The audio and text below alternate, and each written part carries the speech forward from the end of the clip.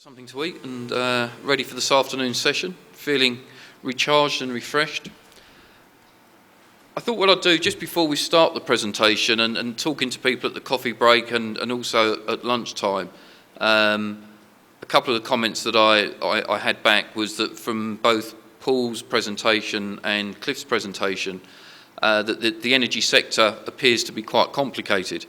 And to a large extent that's true, and certainly from the four of us sitting at the top here, we're quite pleased about that because that actually gives us a role. And I think by way of background, something that is worth mentioning, and one of the reasons that both Aris and Price Forbes are pleased that Zep-Re have given this platform to come and talk to you. As far as I'm aware, Aris are the only African broker that employ an energy expert, which is Paul. There's no other African-based broker that actually employs energy expertise. And within Price Forbes on the energy side, in the energy team, we have about 40 people who do nothing but oil and gas business.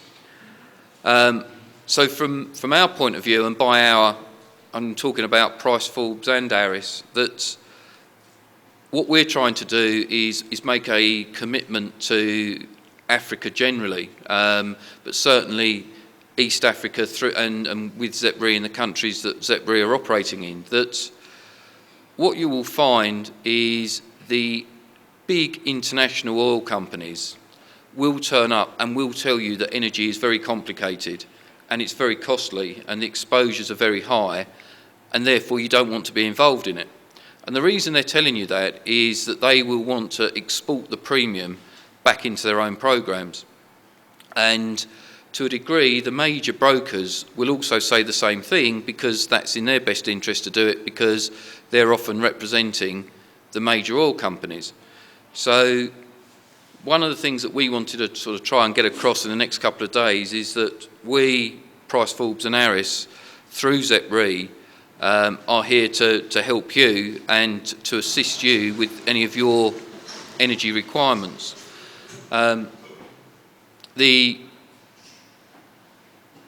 The subject of it being complicated, yes it is, but once you've understood it, it's not too bad. There are two key components with energy insurance that are unique to energy. There's drilling insurance, which Jeff will talk about tomorrow, and possibly offshore construction, which we're about to talk about now. But the rest of the products in the upstream and downstream energy area are products that are available in other classes. It's property risks, it's liability risks. It just so happens that the values are much larger. And I think as far as the market is concerned, something that's worth bearing in mind from your point of view, sitting here as regional underwriters, is that the London market is here to assist you and will provide you with the help, the training, and most importantly, the capacity to enable you to write energy risks. We work closely with Zep-Re at the moment, and we have a facility with them for $100 million that enables them to write energy business. And the advantage of that is it builds up expertise, and it also over time will build up some capacity, some knowledge, and that they will be able to take over time a more meaningful retention. The big oil companies are very good corporate citizens, but they have their own interests at heart, and they will tell you it's complicated and it's expensive. And the reason they'll say that is that 9 times out of 10, they'll have their own captive insurance program, which is reinsured back into the London market in just the same way that you can have a reinsurance facility for energy business in the London market. But the oil companies want to keep the money in-house. They want to keep the premium flow going back into their captive programs or into their corporate programs. So it's in their interest, and they're very good at looking after their interest, to tell you that it's complicated, to tell you that it's expensive, and to discourage your involvement other than perhaps in terms of fronting. Our approach is to say, no, at the end of the day, the resources here are your resources. It's your oil, it's your gas, and you should have a more significant say in how the money around those reserves are spent. And so it is complicated. You're not going to learn everything in 2 days. We're here to answer any questions, but we're also here in the longer term that if going forward there are questions or issues, You can either raise those with the Zep-Re guys, or you can come to us directly, and we're very happy to point you in the right direction or answer any of the questions that you may have. But before we start the presentation, the message I wanted to get across here is, yes, it is complicated, but don't let that put you off. And by spending some time with it, it does become much easier to understand. The one other thing I was going to say that applies to all of the subjects that we'll talk about now. I mean, this morning we were really trying to give a bit of a background to give everyone an idea of how the industry works. But we're now going to be talking about construction risks, we're going to be talking about drilling risks, operational risks, liability risks. The last presentation tomorrow is a market overview. The one message to really understand from that makes energy insurance, particularly upstream energy insurance, unique, is that all of the capacity is back in London. Even people like Munich Re and SCOR, who have traditionally written from Germany and France, they've now all opened offices in London. Because the values are so great, all of the energy business is predicated around treaty programs. So even the big underwriters with big lines, QBE, ACE, AIG, they're able to offer you big capacity, but they've all got their own treaty reinsurance programs. And because of the accumulation you get with some of these offshore assets, that treaty is all controlled back in London, because you can't put a treaty on a treaty. So the underwriters need to make sure that they're monitoring their aggregates, that they're not overlined, and the only way they can do that is having that in one location. So that's one of the issues that makes London unique. There are some regional markets in Singapore and in Dubai, but even there, the accumulation is still managed back in London. So people like the big international insurers, people like AIG and ACE, they will have offices in Singapore, they will have offices in Dubai, but when they do write risks, that still gets referred back to London so that the overall accumulation can be managed.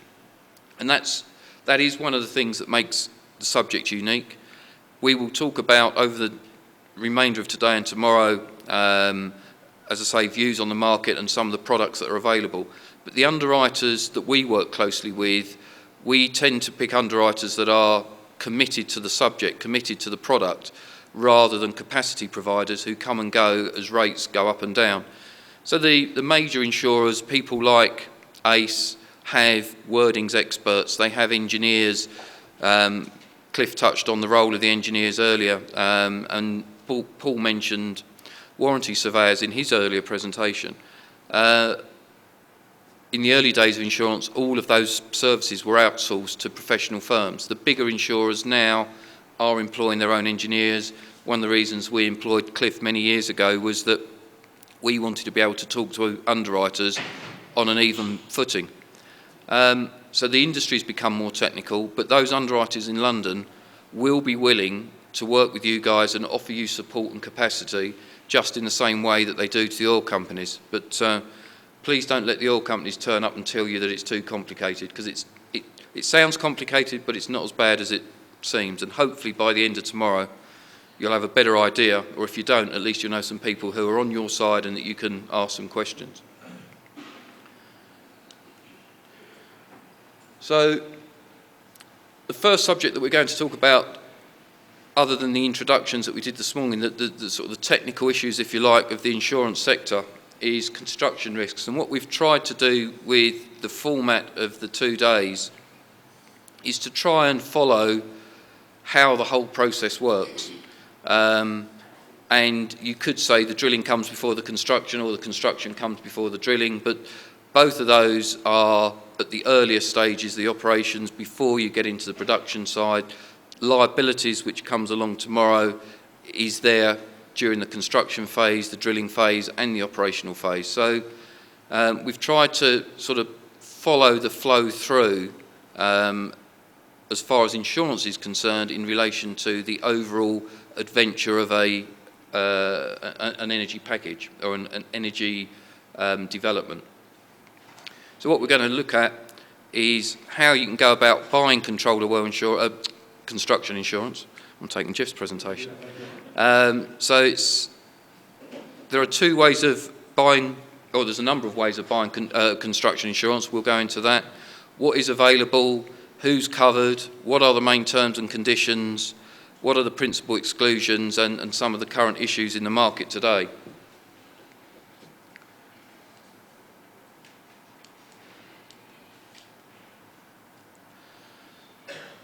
On the subject of it being complicated, one of the things I think all of the four of us sitting at the front here find interesting about the energy sector is its close links to politics. It is geopolitical. The oil price moves up and down, and with the oil price moving up and down, linked to all sorts of reasons, whether the Middle East is pumping more oil, whether the Americans are pumping out more oil through shale gas, the price fluctuations, whether we're using the oil price to control certain countries. The construction insurance, again, the complication, there are many ways of insuring a construction policy, and all of them are valid. Everybody has their own views. You can buy the insurance from the contractor's point of view, or you can buy it from the principal. We will talk about it being bought from the principal. Generally, we believe that to be the better way. It's not the only way, but we'll go into reasons why we think that that is the case. So what we're talking about with a construction risk, there's been the seismic surveys that were talked about this morning. That's taken place. After the seismic surveys have done, there'll be some analysis, and the seismic surveys will come back and indicate there are some reserves down there. As seismic has become more established, the quality of the seismic becomes better and better. Jeff, in his drilling presentation, will touch on how much it can cost to drill a well, and it runs into tens, if not hundreds of millions of dollars. So the oil companies do not want to drill a well that's a dry well, that's got no hydrocarbons there. So the better quality seismic, the more chance that they can hit oil gas when they drill the well. If their drilling proves successful, and as a result of that there are commercially available hydrocarbons, there will be a decision taken for a construction policy to take place. The principal will be an oil company, more often than not a consortium of oil companies, because the values at risk are so large, no one oil company would want to take that entire risk on their balance sheet. The oil companies don't build. They have the field, they make the commitments, but they're not builders. That's where you're using project managers, contractors and subcontractors. So who should have the responsibility to insure? The general principle, and they are general principles, and there are always differences, but the general principle is the contractor will be, or a group of contractors, they will be assigned to build a project and hand it over. So there is an argument that the construction is in their care, custody and control, and therefore they, as the contracting group, should take out the insurance, and that is an argument. But the contractors are only interested in their element, and we'll go on later in the presentation. There could be multitudes of contractors and subcontractors in any one construction. So the owners of the project are the ones that bear the risk. They're the ones that are taking the risk on their balance sheet. They're the ones that are making the investment, and if it doesn't pay off, it's the oil company consortium that will be losing the money. So they're the ones that have got most skin in the game. So there is strong reason and justification that the principals should take out the insurance, which is called an owner-controlled insurance program, OCIP. They will then have responsibility right the way through the contract, rather than a contractor who will come in, do his job and then move on. The contractor doesn't necessarily have an interest in the project coming to fruition. The contractor is usually employed in one of two ways. He's either on a lump sum contract, so therefore he is paid an amount of dollars, large amount of dollars, to perform a certain amount of work. If there are cost overruns, that's down to him, and it comes out of his profit, or in worst case scenario, he loses money.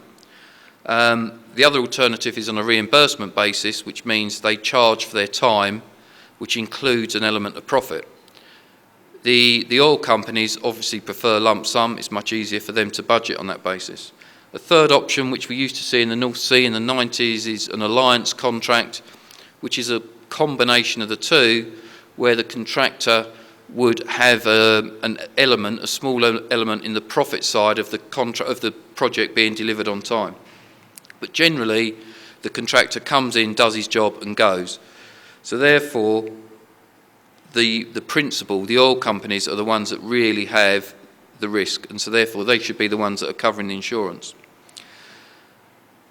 We've got a slide in a minute that sort of demonstrates quite clearly how many contractors that could be involved, but construction projects are complicated, they're time consuming, there's lots of planning that needs to go into the whole project, and we'll go into that in a minute. But so there is not one contractor, and even if you have a project manager, he may not be project managing the whole lot, so he will be looking at certain elements.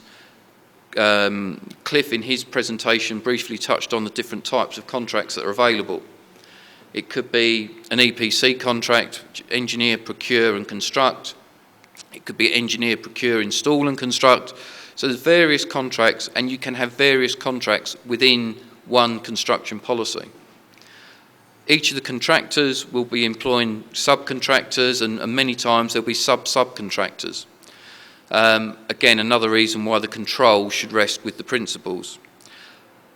And the projects are on a worldwide basis. It doesn't matter whether the construction is taking place if the project is destined for Kenya, whether it's Russia, whether it's the Middle East, whether it's the States, chances are there will be parts of the project that take place all over the world.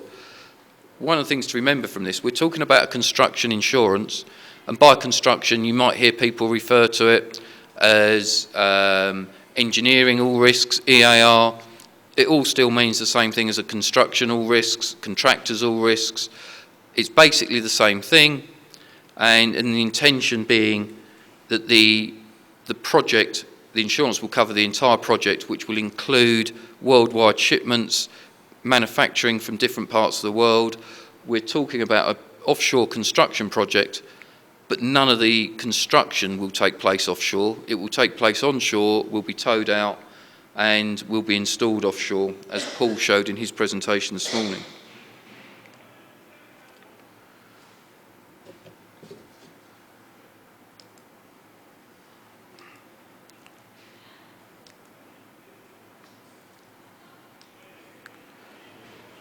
In terms of the family that we're looking at, and we're headed up here, that it's an insurance for the whole community.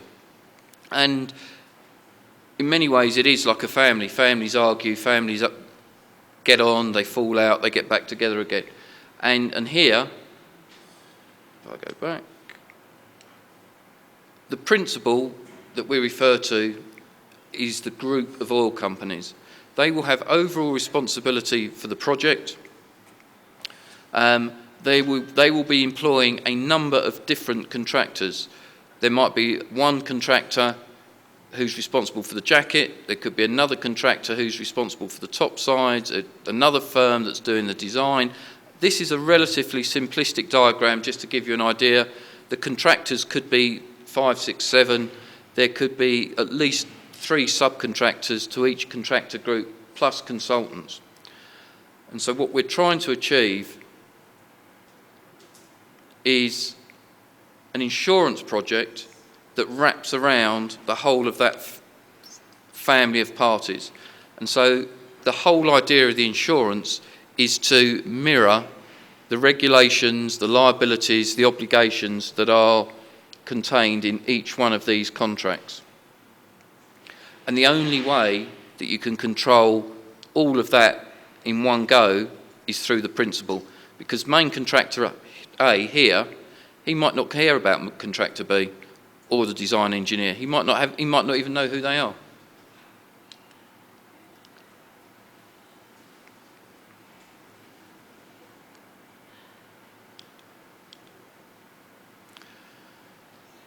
So if we were to look at this from the other side, a construction policy taken out by the contracting side of the equation.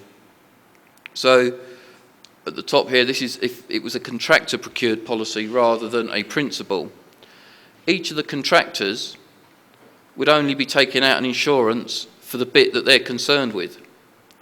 So here, you've got contractor A that's taken out an insurance for his benefit, contractor B here, and the design engineers over here.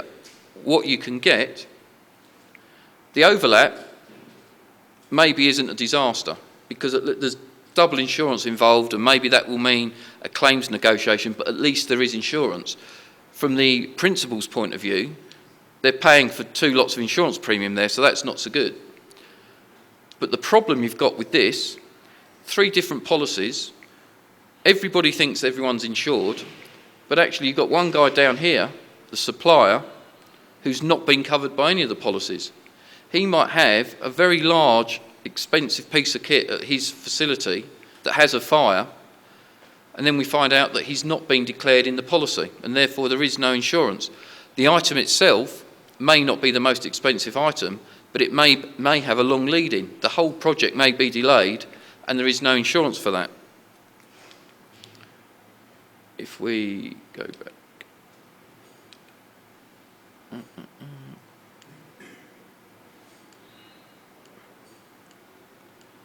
Whereas here, you can see that everybody is covered.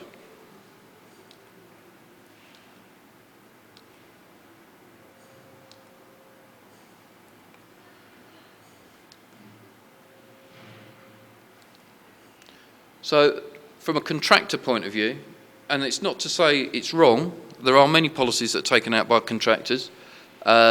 We believe generally you get a better insurance product, a more comprehensive product taken out by the principals. What are the issues with a contractor control program? Administration, is the policy truly in place? Oil companies tend to take a longer term view of the market. They will be using underwriters with better ratings that are going to be there for the longer period of time. You've got a policy in place that will cover all aspects. Here, there is the potential for a gap in cover, and that gap in cover could be a crucial part of the project. Duplications of cover, depending on the contract that's been entered into. The idea of the insurance policy, as we said earlier, is to wrap around the whole adventure. And so there is no point in for a subcontractor A to be taking out an insurance policy if he's been held harmless or got an indemnification from one of the principal contractors. So therefore, the insurance policy has to take into account the various liabilities. That can only be done if you look at it on a group basis. Bulk purchase economies, if the oil company is buying the policy, they tend to have longer term, better relationships with the underwriters. The project will have good points and bad points, and so therefore, from an underwriting point of view, there will be a spread of risk that will be more attractive to you from your point of view and from the reinsurers. That should give a better overall rate. You're not being selected against. You get the benefit of the whole programme. Can the principal access the claims funds? Depending on how the policy is taken out, the principal, who is the one investing the money, may not be able to access the policy. He may not be able to make a claim on the policy. Will the claim be paid quickly? We heard from Ken's introduction this morning that Zep-Re are renowned for paying their claims quickly. What you don't want is to be in a situation where you've got an underwriter that admits liability, then doesn't pay up, or what takes months and months to pay. The project need the money to be able to carry on working, and insurance becomes a stumbling block. Will claims be paid ever? What do we mean by that? Construction policies can cover a very large period of time. We'll go on to that in a second. You can have 3 years, 4-year policies. On top of that, there'll be maintenance and discovery periods.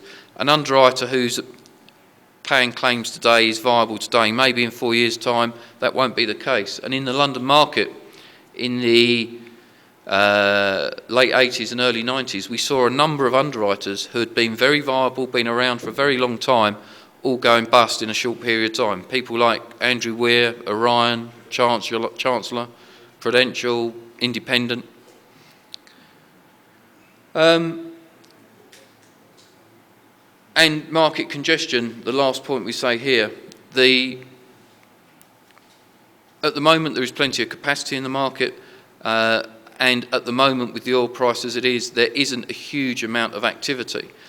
But at the times when the oil price is higher, when big projects are being developed, you need to make sure if there is a capacity issue, we talked earlier on about that capacity being controlled in London.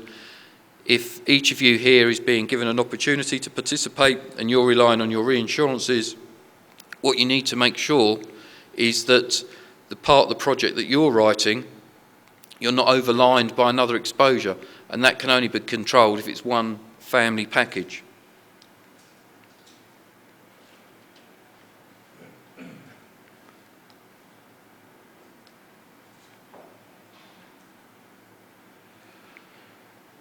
So, as far as having an operator control program, what are the benefits? First of all, administration.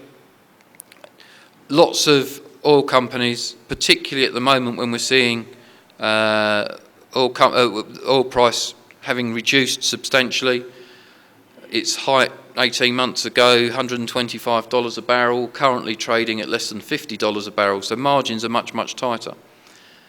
Oil companies are notorious for never overstaffing their risk management departments, and in many times they will outsource to specialist companies to assist them with a major construction project. If you've got a risk management department where they're having to administer the claims through a contractable policy, there may be 3 or 4 different policies. The risk manager for the oil company is not familiar with any one of those. They're trying to administer 4 different policies. Lots of time, lots of effort, and maybe there will be gaps. If it's one policy, you've got one set of underwriters. The underwriters, if it's a contractor controlled, the temptation for underwriters to say, that's not my policy, it's policy B, is very high. If it's a one owner control program, there is no argument as to which policy it falls under. There is only the one policy in place.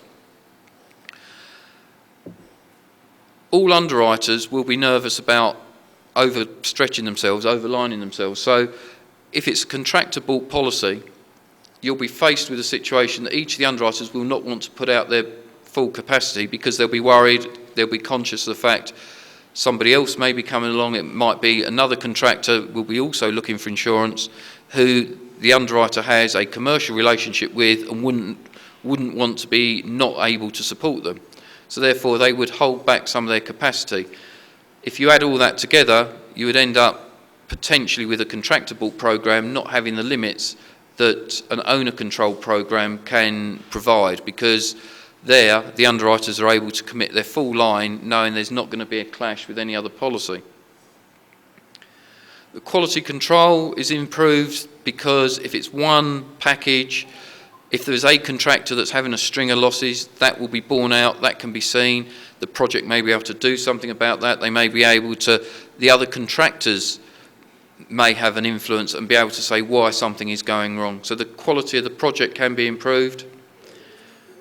I mentioned a moment ago that construction policies can be for long periods of time. 4 years is not unusual. Then you'll have maintenance and discovery on top of that. And we talked earlier about the need for reinsurance. One of the problems that construction underwriters have is that they will be committing to a policy for the duration. They don't know at that point what's going to happen. Their treaties renew on a 12-month basis. So they will commit today for a construction policy that may be 3 or 4 years, and they're making a commitment without knowing what's going to happen to their treaty costs going forward. What you don't want is an annual policy where the costs go up significantly and the project hasn't budgeted for those additional costs. Ownership of claims under one policy, it's an owner control program. The principal will be the main named insured under the policy. They will dictate who are the additional insureds and who has access to the policy. Cost transparency. Some of the contractors, dare I say it, are renowned. If it's a very competitive market, they know that they're in competition. Most of the contracts go out to tender. If the owner has procured a policy, he can say to the contractors, you don't need to include insurance in the bid. And a lot of the time the contractors can hide additional cost by putting in an inflated insurance amount. With an owner control program, each of the tendering contractors will be asked to remove insurance from their bid document, which will give the owner a much better transparency in terms of the overall cost. And managing project overruns. If a project does overrun, if you've got an annualised contractor control programme, the underwriters will be looking to charge additional premiums. If it's an owner control policy for the project duration, if the broker is doing the job properly, there's a very good chance that they'll be able to get the extensions at a much reduced rate or no rate at all for the extensions, depending on the reasons. So a principal control policy, we believe, gives greater efficiency and quality in the overall insurance procurement process.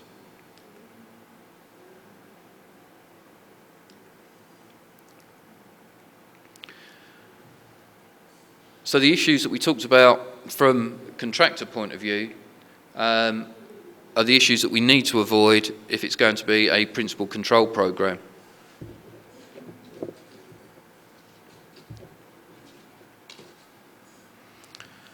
How does the project look? And what is it that we're trying to cover? We said at the beginning that the insurance needs to wrap around the whole programme. That's a summary there of the various stages, and the period. We don't include a timeline, but this timeline can run for many, many years.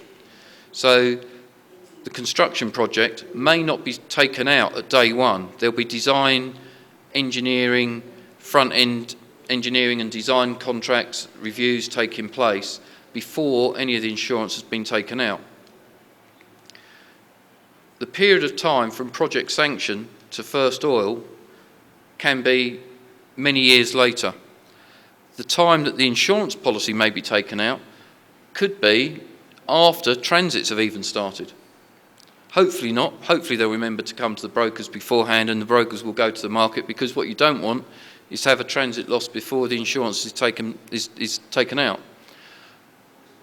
For long lead-in items, the project, having decided that it's viable, they will be talking to fabricators, supply yards, ordering in equipment, because the timing from here to here is quite critical. There's no point being ready to do the hookup if the transits haven't taken place. So it has to follow in this sequential order.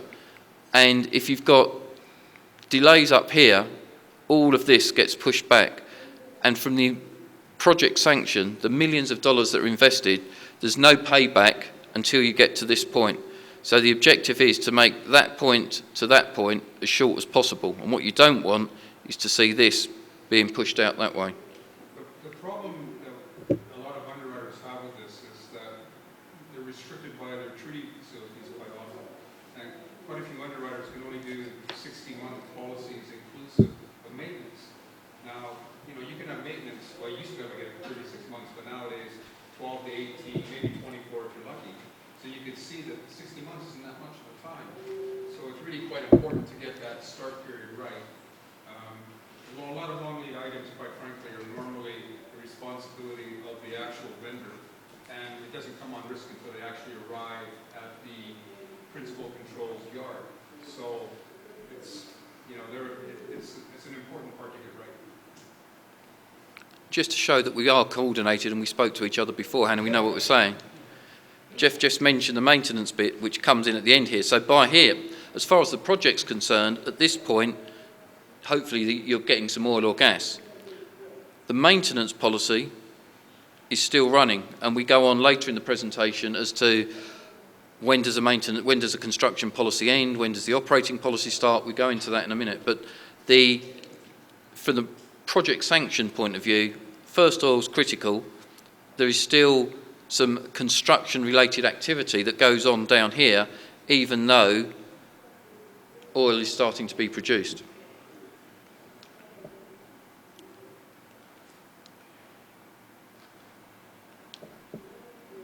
So what we would be doing on your behalf, what you need from the project, is for a construction policy that goes from here to that point, but the policy itself might not be taken out until sometime here, but will be backdated to that point there.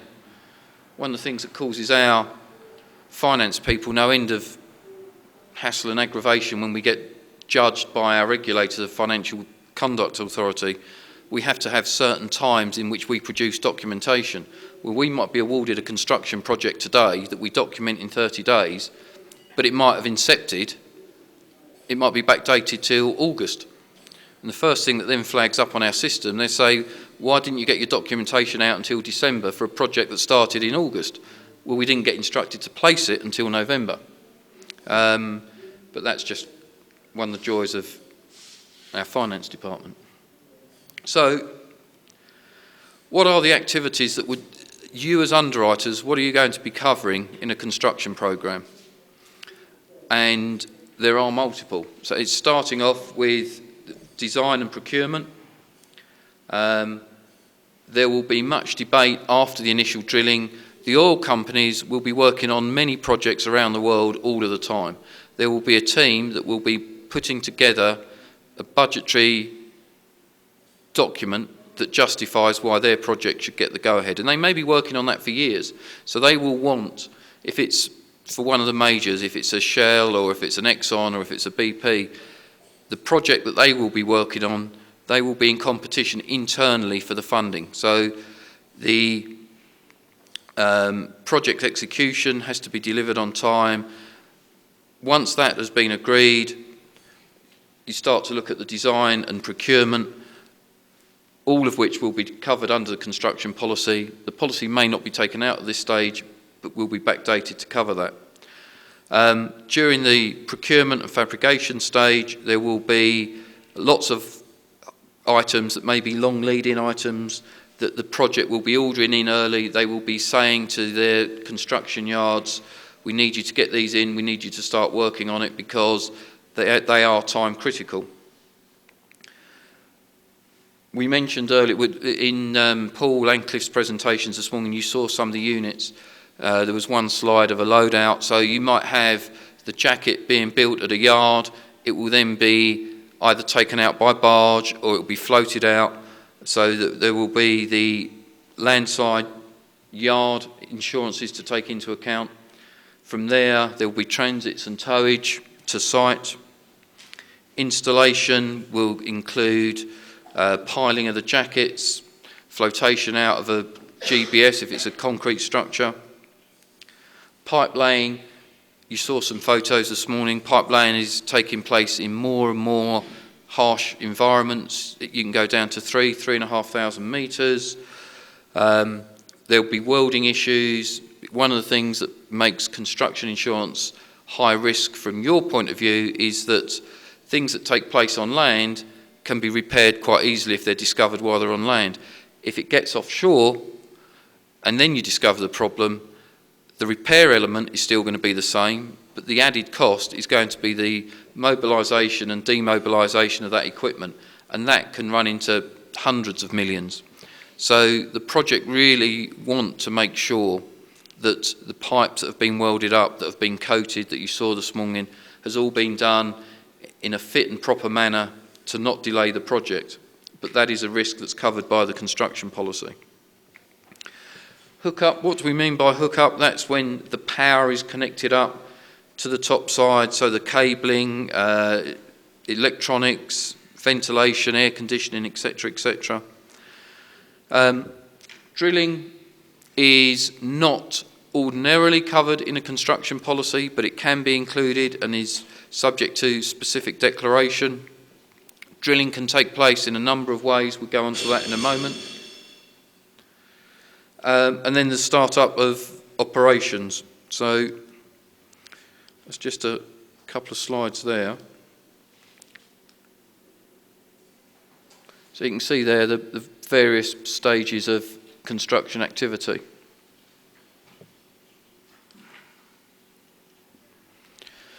So when does a construction policy start and when does it finish?